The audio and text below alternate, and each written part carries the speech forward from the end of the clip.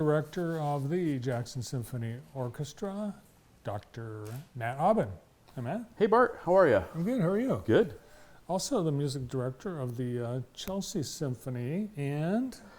Just got appointed as the music director of the Southwest Michigan Symphony over in St. Joseph. Thank you. Yeah.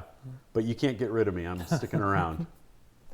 Well, you're in the middle of the three, so Yes. this perfect location. Absolutely. But what you're doing, it's pretty common because obviously an orchestra doesn't play every week. Right. Right. So it's really important to have a good team surrounding you to do the day-to-day, which we have at the Jackson Symphony, with Steve Trozen really in the lead. And yeah, I think it's one of these things where I'm actually excited about the fact that St. Joseph is relatively close, because I think there'll be some chances down the road for when we bring in guest talent either there or here, where maybe we can also bring them to the other orchestra and maximize their visit to Michigan, but also provide something that's mutually beneficial to the two orchestras. Well, St. Joseph's a beautiful town, particularly in the summer. Well, and that's the other interesting thing about this particular position is that they're actually busier in the summer because of their proximity to Lake Michigan. They do more performances in the summer, whereas we're kind of dormant for the most part. So yeah, I think the two positions will work well together. Awesome. Congratulations. Thank you. Yeah. Another reason to go to St. Joseph. Absolutely. Yeah. And hopefully we'll give some people in St. Joseph a reason to come to Jackson. Now, where does their symphony perform? So when they perform in the summer, they perform right outside in the pavilion. Okay. There's a band shell, a band pavilion there. And then for their concerts during the year, they perform at the Howard Center for the Performing Arts, which is on the campus of Andrews University, and also at the Mendel Center from time to time. Nice. Yeah. Well, today we are here because the JSO is unveiling the next subscription series, and that is called Together. Yeah. We just as I programmed each of the signature series concerts for this season, we were basically looking at how we could collaborate with different people that are important to our community and also different organizations, basically coming together to be stronger. And the season starts out with a postponed appearance from Stephen Osmond, our conductor laureate, who is finally coming back to do a concert that was meant to happen, I think in 2020. I don't even remember now. It's been postponed a couple of times. Actually, I think it was one of the first casualties of the pandemic. I think you're right. I think it was actually supposed to be the fourth signature series concert in 2020, which would have been March 2020. And yeah, so he's coming back to do our season opener and conducting a very powerful symphony by Dmitri Shostakovich, the Fifth Symphony, which was written as Shostakovich faced Soviet censorship, and this was Shostakovich's response to this. So Soviet censorship, that was a thing? Interesting, right? Yeah. It's funny how sometimes history repeats itself, right? And so we're really excited to bring Stephen back and have him in front of the orchestra. It's been years now, and I think he's very excited to return. So that's how we'll open the season, and then each of the subsequent concerts features a different type of collaboration. The second concert will have the youth orchestra collaborating with us, the Jackson Youth Symphony, which under the direction of Brian Mangiavellano and Jed Fritzmeyer has come close to 50 members big now. It's really flourishing under new leadership. I know Stephen will be very excited to be back directing musicians, because I have seen him actually directing the waitstaff at Night Steakhouse. So he's staying in form. He's staying in form, Yeah. yes. Yeah, absolutely. Absolutely.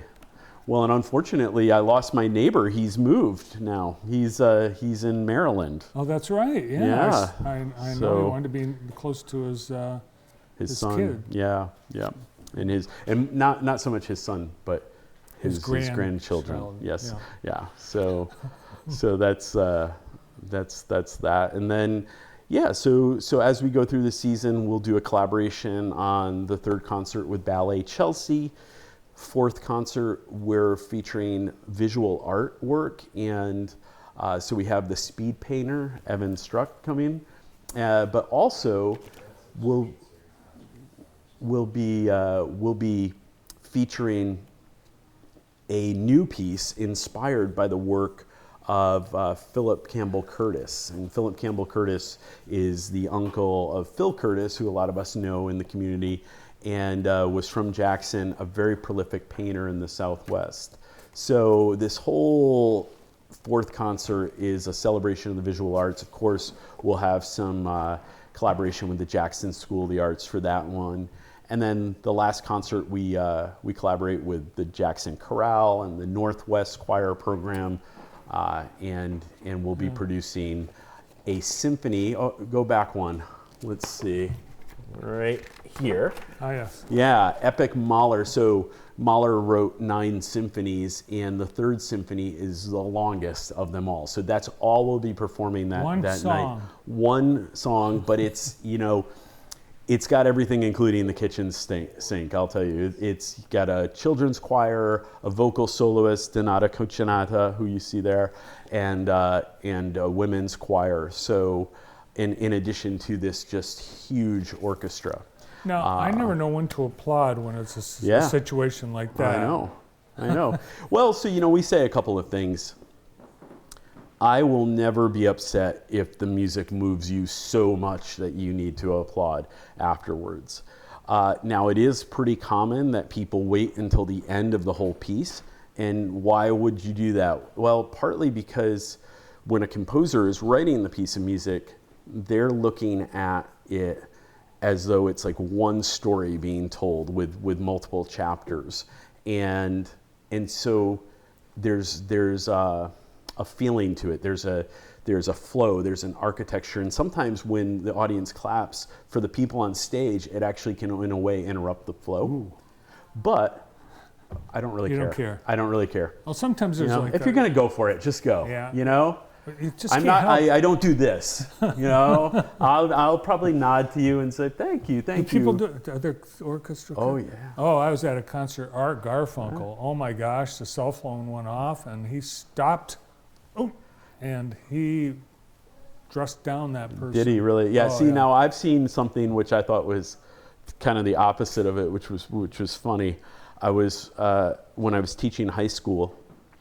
We were lucky enough to have Wynton Marsalis visit, and he came and addressed the whole student body, and he started speaking, and this kid in the front row started to unwrap a candy, but he was really trying to be really, discreet about it, and Wynton just stopped and he looked at the kid and he's like, "Pull it off like a Band-Aid, man, just open it up," and it kind of broke the tension. It was funny, so yeah, I want people to come to the orchestra to hear the talent that's on stage, our lovely professional musicians, and just celebrate the jewel of the symphony.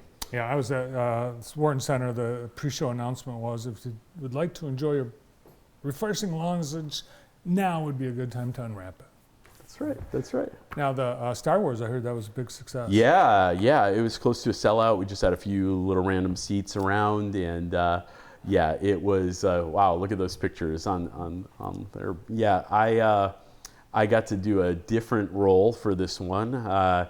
Didn't conduct, but instead was just kind of the host for the night. Let's say that's me right there in costume, and. It's so fun to now see finally the theater full again. There's my friend Dan Pham, who was the guest conductor for the evening, and I think it was a great success. It's my hope that we do something family oriented each year like this, and maybe do a rotation of programs like Star Wars, like Harry Potter, things that people really really relate to, and give them a real positive, in many cases, a positive first experience with the symphony. Nice. And I would imagine we'd thank Coley Kennedy for those. Absolutely. Coley's the best, isn't he? Yeah. Yep, awesome. Yep. All right, and not entirely dormant for the summer. Nope. We have heroes and heroines for our summer pops, and so we're celebrating heroic music, mostly movie music. So think some of your favorite superheroes like Superman and Wonder Woman, but also maybe some heroes and heroines from classical music as well, and of course our military heroes. Right. So we'll be celebrating all, and once again, due to just past generous support from many donors, as PBS says, donors like you, we are able to offer this program for free. We will have VIP seats if people want to purchase those, that give them, a seat in the front and a chair. But if people just want to come by and sit on the lawn or find a table, it's free. And we're trying to really see how we can reach all of our community and make the symphony more accessible to all of Jackson. Nice. I like how you play the military hymns and ask the veterans to Isn't that stand. powerful? That is really neat. Yeah. I think it's important to recognize folks for their service. I actually just came across my grandparents' letters from when my grandfather was in World War II. And I've started reading them from, my grandfather was in the Navy in 1944 to 1945, and they saved all of their correspondence, and it's fascinating. Neat. Yeah. All right, who's your favorite superhero? Superman. Your favorite, what superpower would you have if you could pick? Oh, wow. Can you go back in time? That would be one. All right, I'll do it. Okay.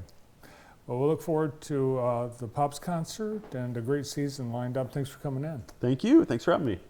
Music director of the JSO, Dr. Matt Aubin. We've got a ton of events coming up in the next few days and weeks, and we're going to give you some things to do coming up. Stay tuned.